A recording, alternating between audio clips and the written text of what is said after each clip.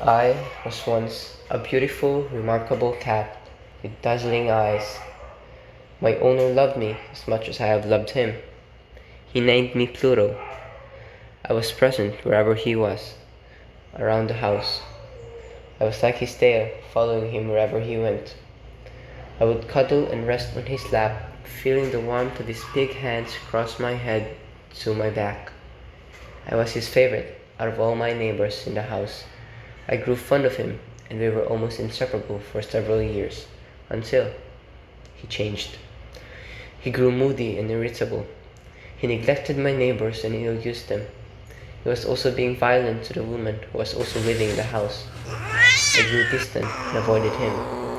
I felt his hostility towards me ever since. I felt threatened and scared, so I would avoid him. One night, he was coming home, intoxicated and out of his mind. He looked at me with contempt in his eyes. He grabbed his penknife from his pocket, and I started to run, but it was futile.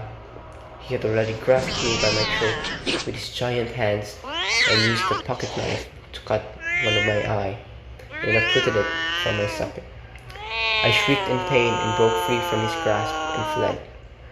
I gradually recovered from the agony that he had caused, but left a very dreadful scar around my eye. I was traumatized, but I tried to stay strong and do the things that I would usually do. But whenever he's around, I can't help but run for my life.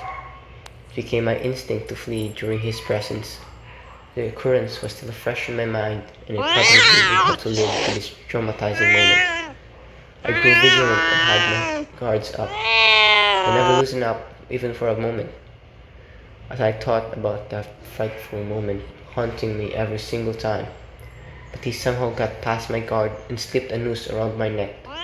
He hanged me to a limb of a tree. I struggled with all my might and force, but it was useless. I couldn't free myself from the noose no matter how much I tried. I grew weak and tired, but then I saw tears streaming down his eyes. I felt the remorse in his heart, and I began to lose my consciousness and pitifully died.